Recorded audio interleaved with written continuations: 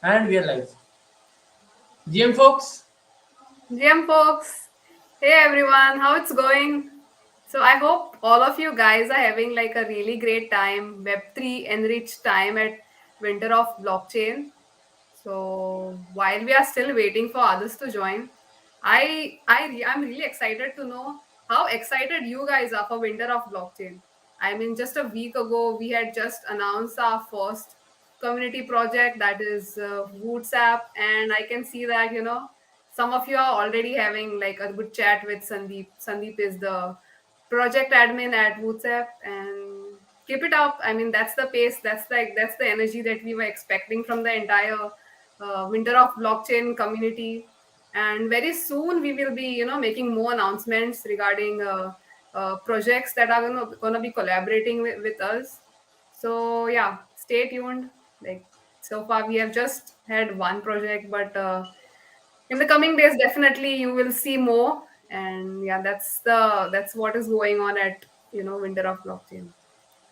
So, anyways, moving on, HyperEdge presents Winter of Blockchain is an open source contribution program to blockchain and related projects. And today we are having a introductory session to Solana ecosystem. So I know many of you must be exploring different blockchains. Like just yesterday we had a good beginner friendly session to block Polygon, and this is the effort that we are trying to put towards introducing the different blockchains to the community and keeping up to the core values of HyperEdge. That is, we are trying to build a chain agnostic program. And today we have with us our speaker all the way from Gujarat. He is Neil Patel. So Neil Patel is a blockchain and a data science dev, and he has previously been, a part of several hackathons. He's also, been declared as a winner. I mean, he'll obviously tell you more. So yeah, so Neil, I'm Yeah, calling you up and you're live. So, yep. hey Neil, how's it going? I'm good. JM everyone, welcome to Intro to Solana session. So let's get started with the Solana blockchain and architecture orientation. So today I will be speaking about what is Solana, what kind of similar keywords we encounter with daily, and its architecture, use cases, and developer resources, of course.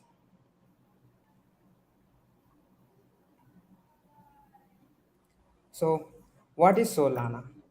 So Solana is a highly functional open source project which is started in 2017 by Anatoly Yankev, and it was launched in March 2020. It's a new permissionless and high speed layer 1 blockchain. So do you know how it is named? So there is one beach in California. Its name is Solana. So Yanko worked with their co-founders Raj Gokal, Greg, and Stefan there, and they spend their time together at near the Solana beach. So that's how this blockchain name is Solana. And the founder of this, Anatoly, has been a software engineer who has worked at Qualcomm and Dropbox. So what's new in it? Let's find it out.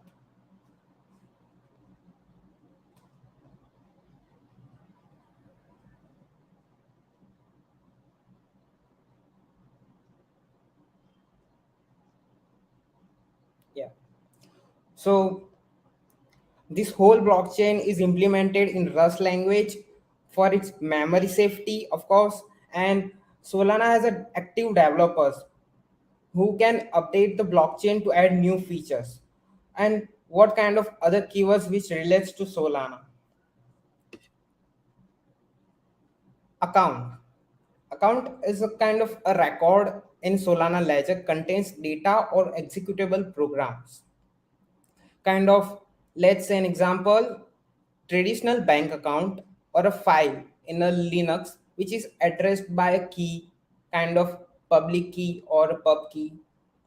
So there are three types of account in Solana: user account, which we interacts regularly and to sign any transactions, mint account. So user can able to interact with the NFT apps and get the NFTs by minting a NFT into an NFT account, and they can able to transfer the NFTs to the user account. And another is PDA. So what's PDA? So program derived account is kind of account whose owner is a program, not controlled by any kind of private key. So let's say what is program? So as we know, program is a code that interprets some instructions, right? But in Solana, the contracts are our program. What is Bootstrap validator? So it generates a Genesis block. A block is a continuous set of entries in a ledger covered by a vote. Cluster. Cluster is a set of validators maintaining a single ledger. POH.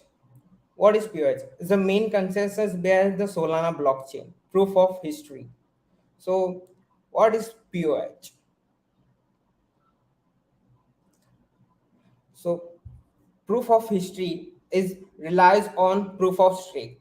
Let's say we have three validators with a few staking amount in Sol.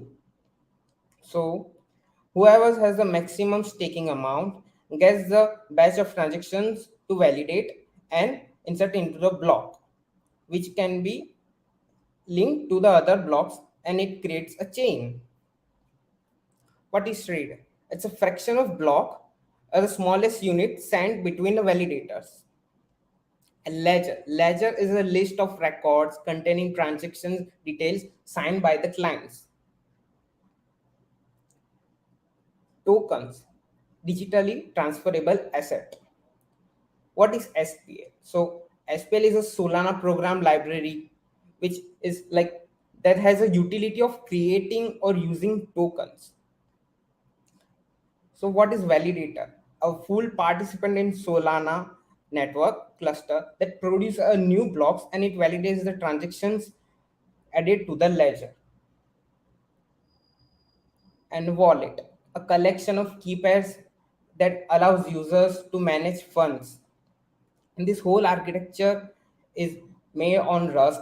So Rust is a expression based language and works on Linux kernel. So I hope you are now used to the keywords. Now let's get to the architecture. Just a short interjection, if you don't mind. So, people, if you have any questions for Neil, you can drop them in the chat. I'll pick them up and I'll show them on the screen and ask him, right? Cool. Yeah. Yes. You can continue.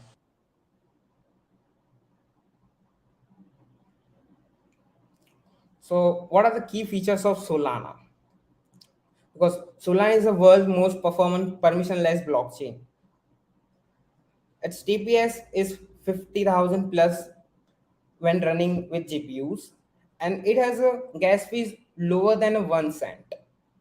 And current active validators are more than 23,073, and it has low latency of 0.4 second.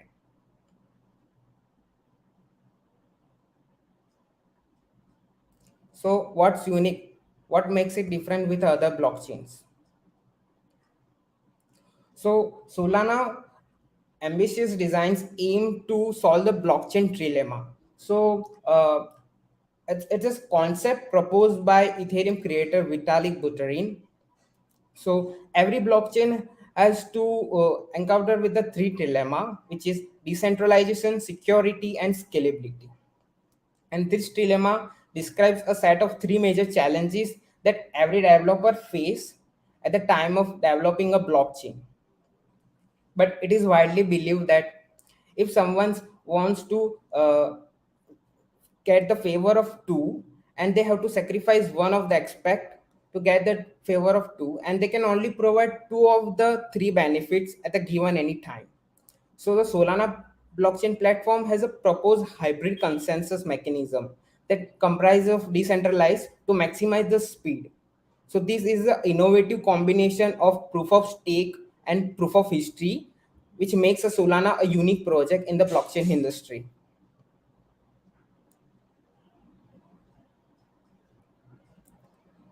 So it solves this problem by a leader node that based on a POS mechanism that sequences of messages between nodes. So Solana network benefits reducing workload and results in an increased throughput, even without a centralized and exact time source. So Solana's main consensus is proof of history, and they are still on proof of stake, but there's a concept that allows greater scalability of the protocol, which in turn boosts usability of this blockchain. So what's the impact of this innovation, right? In Ethereum, there is a store. So in Ethereum, it stores the state, which makes it slower. Here, uses no state as a part of its program. Plus, it streams the transaction without waiting for global consensus and without raising any security concerns. And it also transmits them in UDP, user data protocol, which has lower memory requirements. And it also removes mempool by forwarding unconfirmed transactions to upcoming validators. But there are also restrictions with it. If someone tries to send fraud transactions or do malicious things, then the stake of the validators will be slashed in, as a punishment.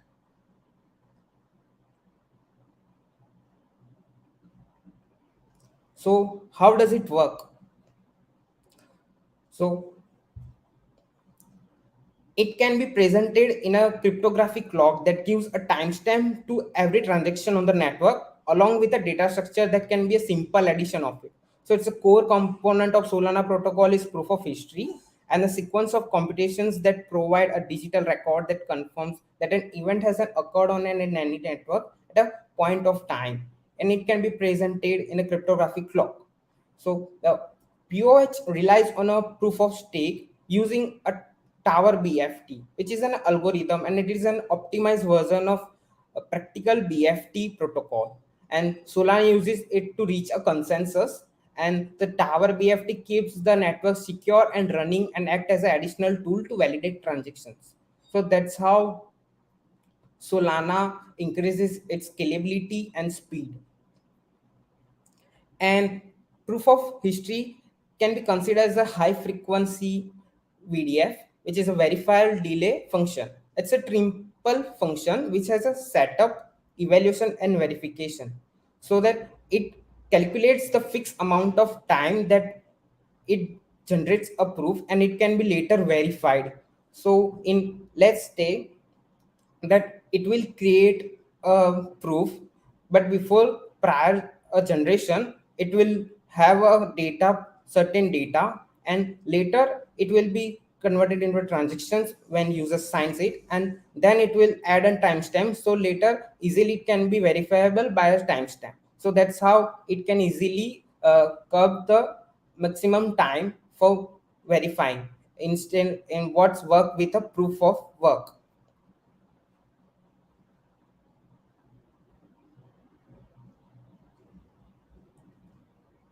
So what are the use cases of Solana? What you can make over this whole tenure of this cohort in the winter of blockchain? So there are so many things which user can make in winter of blockchain. So let's say Web3F. You can leverage decentralization and make decentralized applications. Like for example, there are so many Web3 apps in Solana network. It's Audius. So it's a decentralized audio streaming app, Alchemy. You may have heard about. It's a scalable web development platform which allows users to develop a quickly dApps over Solana blockchain. DeFi, decentralized finance, where user can create financial services without need of any conventional banks. And it also includes exchanges, decentralized cryptocurrency exchanges, and digital wallets, which automates the financial institutions. And of course there are so many examples of it that uses Solana, which includes Orca and Serum. There are also lending protocols on Solana blockchain like Solend and Apricot, which has created the system that allows users to deposit or lend currencies over the Solana blockchain. And one of the best projects I like on Solana blockchain is NFT and its marketplace. Solana has been used to create NFT applications that allows users to mint and trade digital artwork, and users can create their own NFT storefronts and tools to generate NFTs. And there are great resources in the Solana like Metaplex and Solana. You can even make games like on P2E model, play to earn. So that allows players to earn cryptocurrencies or NFTs by playing game, and which motivates users to play games and increase their monetary resources. And multiplayer worlds like, for example, Chainers on Orrery, they have made such cool games on Solana blockchain. So that's it for the use cases. Thank you.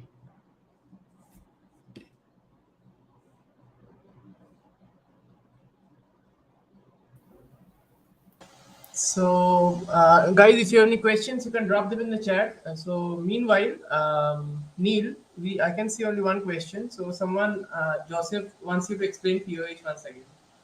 So, if you like, Sorry. he wants you to explain POH once again. Okay. POH. Yes. Sure. So POH has a stack of history which happens in a, like, it has a stack of proofs which are created before certain data. So prior to that creation of that proofs, it has a certain data, and later it can be further validated by validators, and it creates a block by giving a timestamp, and later it verifies and inserted into a block, and that block it's connected with the different blocks, and it will create a chain of blockchain. So, I hope that clears your question, Joseph. And you can always, like, since this is live, you can always go back and rewatch it if you want. So, we have another question. So someone is asking, how is Solana better than other blockchains? So, if you would like to take that. Yeah. So as I said, Solana has a different hybrid mechanism of proof of stake and proof of history, whether Ethereum and that has a proof of work, and they are still slower as compared to Solana. So that's where Solana comes for. And let's first discuss the developer resources too. So it has a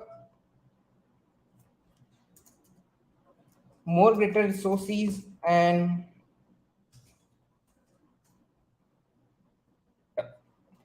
so if you want to start building in Solana, you can definitely refer this site soldev.app, which has so many resources for Solana, Solana Cookbook, Build Space, Solana Course, Solana Bootcamp.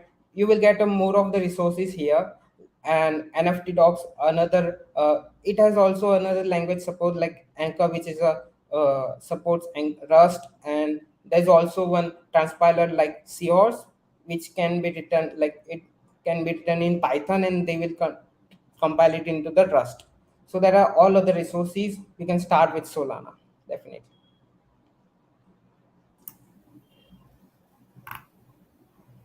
Sure. So people, any more questions? Okay, if they don't have, then I have a question. Yeah. Okay, so my question to you, Neil, is so you mentioned about the blockchain trilemma, right? And the blockchain trilemma has three parameters, that is decentralization, scalability, and security.